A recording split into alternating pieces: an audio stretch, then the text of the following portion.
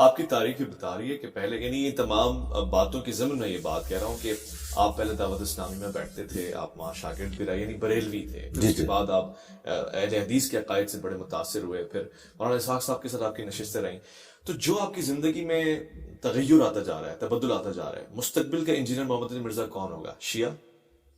نہیں، مستقبل تو یہی ہے جو ہم مسلم ہیں.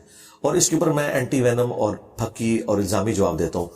یہ بڑے فخر سے بتاتے تھے سیدنا سلمان فارسی کے بارے میں کہ جی وہ پہلے یہودی تھے، پہلے آتش پرست تھے، پھر یہودی ہوئے، پھر عیسائی ہوئے، پھر نبی الاسلام تک پہنچے، پھر مسلمان ہو گئے نا. تو مسلمان کے بعد بندہ کچھ بھی نہیں ہوتا. تو الحمدللہ میں حضرت سلمان فارسی کی سنت پہ عمل کرتے ہوئے سارے فرقے بدل کے اینڈ پہ مسلمان ہوں گا. یہ جواب ہے. اگر سلمان فارسی اسلام کی حالت میں گئے تو انشاءاللہ ان کا غلام بھی اسلام کی حالت میں دنیا سے جائے گا. خود کو صحابی کے درجے پہ نہیں، درجے پہ نہیں، میں انہیں فالوور ہوں ان کا. ظاہر مثالیں تو میں نے ان کی دینی ہے نا. اگر آج میں اپنے نام کے ساتھ مرزا لگاتا ہوں، لوگ کہتے ہیں کیوں لگاتے ہوں، میں کہتا ہوں یہ صحابہ کی سنت ہے. ابو ذر غفاری قبیلے کی نسبت ہے. ابو موسیٰ اشعری قبیلے کی نسبت ہے. ابو ہریرہ الدوسی یہ قبیلے کی نسبت ہے. تو صحابہ اکرام ہی ہمارے لیے رول ماڈل ہیں، ہم نے ان کو ہی لے کے چلنا. بڑے سارے لوگ آپ کو مرزائی اور قادیانی کہہ رہے تھے. آپ نے جس طرح سے رد کیا قادیانیت کا اور جو چیزیں آپ نے تھیسس کی صورت میں، ویڈیوز کی صورت میں کی ہیں، اب ان لوگوں کے تاثرات کیا ہیں؟ وہ کہاں گئے؟ جناب ہم نے یہ رد ان کی وجہ سے نہیں کیا، ہم پہلے بھی رد کرتے تھے.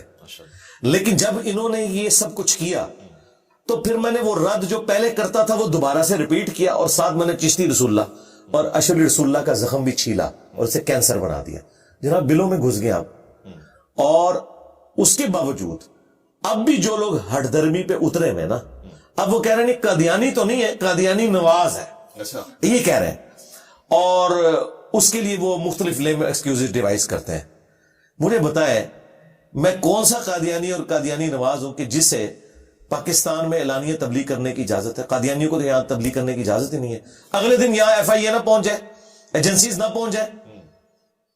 اور اگر آپ یہ سمجھتے ہیں کہ قادیانی اتنے مضبوط ہو گئے ہیں کہ آپ کی فوج، ایجنسیز، سارے ادارے فیل ہو گئے ہیں اسے روکنے میں، تو سرکار آپ کو تو پھر حرام موت مر جانا چاہیے کہ آپ کے ملک کے اندر غلام قادیانی دجال کا سپورٹر نعوذ باللہ وہ اس طرح سرعام جو ہے وہ تبلیغ کرتا پھر رہا ہے. تو پہلے تو آپ ان ایجنسیز کے اوپر چڑھ دوڑے نا کہ جنہوں نے اجازت دی ہوئی ہے اس کو. تو یہ سارے ان کے جھوٹے ایکسکیوز تھے. اس کا فائدہ یہ ہوا کہ میں نے ان تمام چیزوں کو ہائی لائٹ کیا اور میں نے بتایا کہ یہ لوگ ختم نبوت کے نام کے اوپر چندے کھا رہے ہیں. ان کی تحریکیں ختم نبوت تحریکیں نہیں ہیں، یہ اینٹی قادیانی ہے.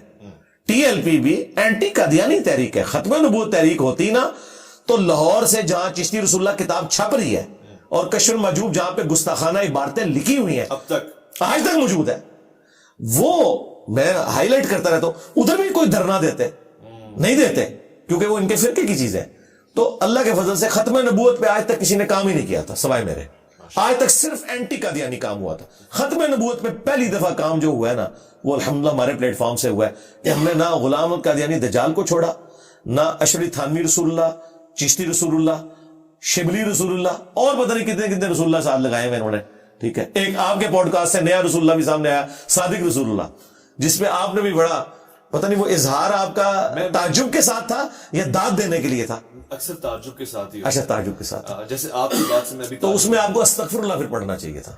تعجب کا اظہار تو اس طریقے سے ہوتا ہے. جی ہاں، ظاہر ہے. یعنی آپ کہہ رہے ہیں کہ پیچھے تمام زمانے میں پاکستان میں جو تحریکیں چلیں، جو خدمت ہوئی تحفظ ختم نبوت کی، جو قوانین پاس ہوئے بھٹو صاحب کے زمانے میں، ان کی محنت کچھ محنت نہیں، محنت ہے اینٹی قادیانی ہے، ادھوری محنت ہے، اینٹی قادیانی ہے. اور میں آپ کے کیمرے کی وساطت سے یہ بالکل اعلانیہ کہہ رہا ہوں، اگر یہ آج کے دور میں قادیانی والا ایشو اٹھتا تو چشتی رسول اللہ، اشعری رسول اللہ پارٹی نے بھی نہیں بچنا تھا میرے ہاتھوں. جی جی جی، میں نے ایسا ہنگامہ کھڑا کرنا تھا. ظاہر ہے اس وقت تو بھائی وہ بھی کیا دن تھے، ہم بھی ایک جن تھے. آج ہم دیو ہیں، جنوں کے بھی پیو ہیں. ہاں، اللہ کے فضل سے ہم نے تو یہ ہنگامہ کھڑا کرنا تھا کہ کوئی بھی نہیں بچے گا جس نے ختم نبوت پہ ڈاکہ مارا ہے. ٹھیک ہے، یہ تو ان کی قسمت اچھی ہے کہ یہ بچ گئے ہیں. باقی جو ڈیسیژن ہوا بہت اچھی بات ہے، ایک سٹیپ طے ہوا، لیکن یہ ادھورا ڈیسیژن تھا. اس وقت یہ طے ہونا چاہیے تھا.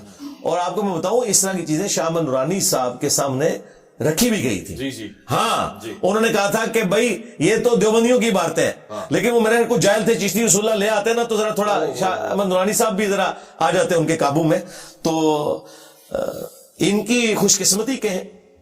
اور समझ लें मुसलमानों की बदकिस्मती, लेकिन अल्हम्दुलिल्लाह मैंने उससे बड़ा काम कर दिया अल्लाह के फजल से, हमारी वीडियोस की बरकत से घर घर तक जो है खत्म नबूवत का पैगाम पहुंच गया।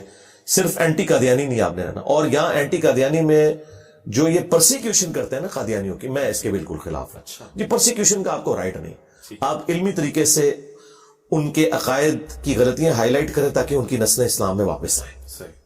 अगर आप कहेंगे उन्हें जीने का हक नहीं है, उन्हें नौकरियां नहीं मिलनी चाहिए और उन्हें आप मारेंगे पीटेंगे, वो तो उल्टा फिर जर्मनी में जाके बैठ गए, वहां पॉलिटिकल असाइलम ले लिया उन्होंने और वहां से जाके पूरी दुनिया के अंदर अपनी शैतानत फैला रहे हैं।